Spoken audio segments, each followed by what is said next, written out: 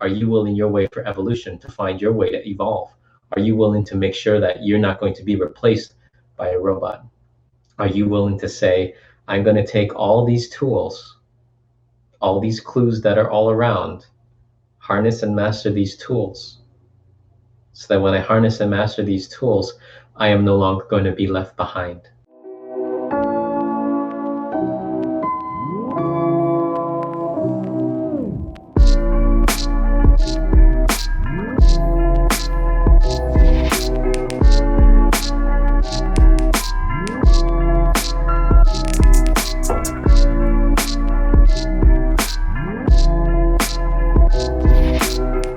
Welcome, everybody, to a brand new episode of The Human Blueprint. My name is Angelo, and we're here with Herman. And this podcast is all about bringing that blueprint to you and giving you actual steps and strategy that you can apply into your life. And so throughout all these episodes, we're here to basically help humanity level up and help humanity get back to its source. And we have a very important topic today because this is something that is affecting a lot of people in society. And Herman, I feel like you would do a great job at introing just how important this topic is. Do you want me to say what the topic is? Yes. Okay. We all use these things as a tool, as an aid. We all use these and they're all around us, and there's a big push that these may be taken over jobs. Any guesses? Text us, message down below. Let us know what your guess is. We'll give you a couple seconds. But we wanted to address this because I feel there's a lot of people who don't understand this. And I feel a lot of people, if you don't understand something, that's when mistakes happen. Exactly. And we don't want mistakes. You don't want to make mistakes. Mm-hmm. You know, we're better than that. And so Did anybody guess? Did you type down below yet? If not, you got a couple more seconds. We got to see some answers. It's the best when we actually get to read the comments and see like what your takeaways were and, you know, where you were at when you were watching this, because that's how we all learn and that's how we all grow. And I think that's the perfect segue into this topic because we're all connected much more than we believe or than we even can fathom. Mm-hmm. So, Herman, can you put us out of our misery?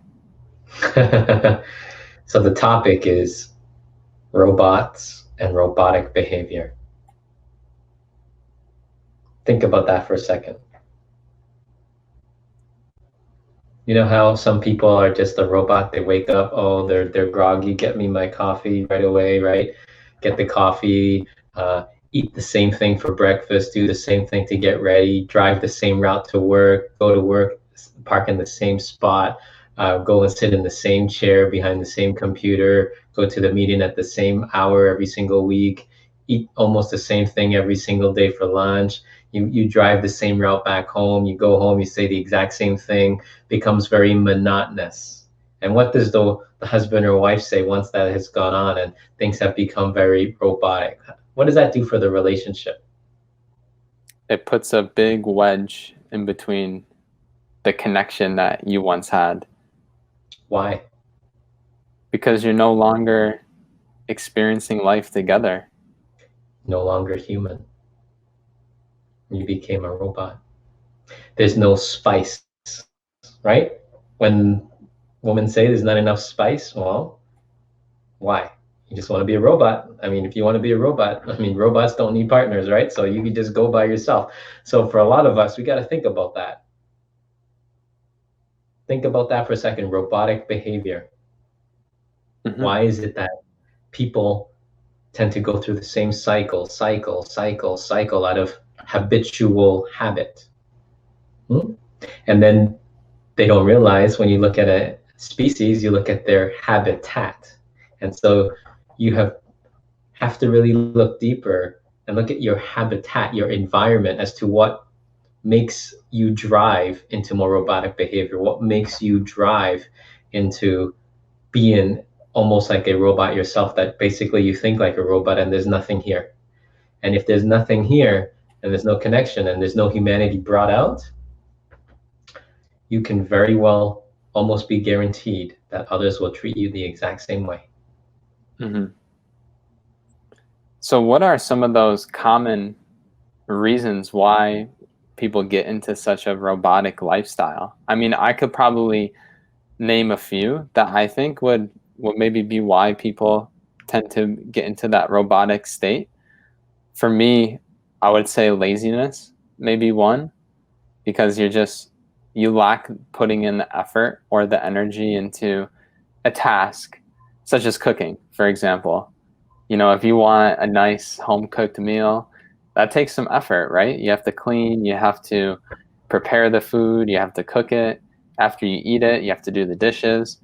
And that's not robotic. But what is robotic is basically taking something, popping it in the oven, the microwave, boom, you expect it to be done in 60 seconds or less. Boom. It's almost like, can something like eat it, or can you bypass eating to the point that you don't even need the food anymore? So I think that, maybe the effort or the energy that's lacking, that's being invested into what you're doing. Cooking is just one example, but is that like one of the common reasons why we see so many people like acting like robots today? So let's go with what you said on Eden, Angelo, and use that and run with that. Okay, we'll start with that. So we have all these tools, let's say a rice cooker, maybe a kettle, maybe all these other things to help us make life just a little bit easier in cooking, okay? That's okay, don't get me wrong, use those tools. But if you become solely dependent on those tools itself to make your meal, to do your meal, where you just press a button and you do absolutely nothing, then you have a problem, because you put no effort in. So no effort will come this way, known as nutrition. And then when no nutrition comes this way, and you already have an absorption problem, makes it very difficult to absorb even more when you spend a lot of money on high ingredients, but because you didn't put the effort, you weren't able to get them to open up to you, because they didn't respect how you did it. They didn't respect why you were doing it. Very difficult then to absorb here. That's why a lot of people who just want to do things very lazy, and put it like on lazy autopilot. How come nutrition can't get in? They buy the most expensive this, most expensive that, superfood this, superfood that. Why is it not sticking? It's because you're doing it in the wrong manner. And if you look at those people who are robotic, they are the most insecure, because the second you show exactly how something is done and they see all their pitfalls, they don't want you to see that. So they go run and hide and come up with every single excuse so you don't see that, so that they can continue living that. It's like, had a professor as a client, okay? So everything was, okay, read this book, do this, do that, grade the picture, grade the paper. Okay, how do you think the students reacted to that when the person had no personality? They're bored, uninterested. And all the other teachers have a problem with that specific professor, because that specific professor relates to nobody, thinks the world's going to end, has all the negative thinking, like all these other things, rather than build up those relationships as a person, as a human, to figure out how can I connect better to this person or that person, so that this message that I feel so important can actually be relayed, so that maybe the person that comes after me, or the person that comes around me or connects with me, I'm able to share something that is of extreme value, that if that could be understood and absorbed, then that could magnify and compound. Then you amplify that and it compounds. But if we just want to be stuck in our own ways and just be a robot, read chapters 2 to 5, do this from X to Y to Z. If you just want to be a robot, it's going to be very difficult in today's world, because today's world is asking and demanding more of you. Mm-hmm. And I think for maybe a transition, it was actually pretty cool, like to have a robot in business. When you had those operators that were AI based, and to have like all these other new elements of technology, I think at one point they were pretty cool, fancy. If you're a business owner, maybe you really enjoyed it because it cut costs. But I feel like in today's world, where we're a little bit more matured out of that phase, more and more people are demanding less of being treated like a robot, and they're demanding more of, they want a human to help them. It's called an experience, Angelo, and everyone watching. You want the human experience. You don't just want to go every single time you call someone, they put you in a call center, press 1 if you want this, press 2 if you want that, press 3 to replay this, or press 0 if none of those options fit. And it's like, nobody wants that. They want to say, I want to speak to somebody, because when I speak to somebody, they can understand my issue.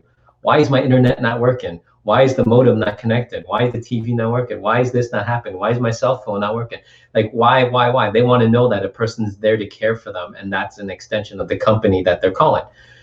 If you were a robot and says, oh, Angelo, no, internet's not working, no. Reason why? Unknown. Error 404. Hang up. How does that make you feel? Very, very unhappy. I'm looking for a different provider. Ah, poor experience. When you understand customer experience, you will understand there's no greater thing than that. You look at Jeff Bezos, he made that the priority from day one, made it as easy that you just press one button and magically something's going to show up to your house in record time to make that customer experience easier. You're not happy with it? We'll take it back. We want to make you, the customer, happy. And that is like one of the keys to Amazon's success. Honestly, as a consumer, when you want to buy something, let's say everything else is the same. It's the same product, same price, even the same shipping time. Mm-hmm. But there's a certain credibility or trust that you get when you go to Amazon. And you know that if you're not happy with the product, the process is so simple to get a refund, to exchange it, to return it. They've made that process extremely simple to the point that it makes people very comfortable to buy something from them. And if you had to choose, I mean, I'm pretty sure 99.9% of everyone that buys, or every consumer, is going to go with Amazon if all else is the same. I just think that they've done a really good job at creating the most easiest and convenient experience for the customer. They own the marketplace, right? Which is why you want the market share. So if he was a robot and says, no, treat everybody, put them on the phone for this, make their life a living hell that they can't go from point A to point B, we're going to put all this interference in the between that by the time they finally get to the returns, they're going to say, oh, screw it, I'm just going to keep it. I can't go through that again. Exactly. Could have done that, right? Could have easily done that because all the other companies were doing that. Not true? Yep. He says, no, we're going to simplify this. We got to make the customer first priority. And who's one of the wealthiest on this planet right now, Angelo?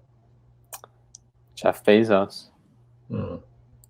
So here's a connection. They are willing to put the customer first. So that's called like being selfless. That's called putting someone else first. We talked about being lazy, but now I think it's another point of being selfish. Because when you're selfish, all that you care about, all that you think about is your own interest. Like, how is it serving you?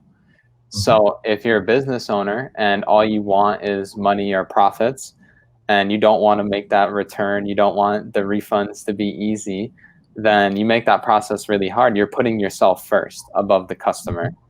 And that is treating them like a robot, and you treat yourself like a king or a queen. I don't think that's a winning formula. And to add to that, Angelo, think of it this way. Just like how you said selfishness. Elon Musk is the head creator of this AI security, okay? Because he knows and he sees the dangers in it.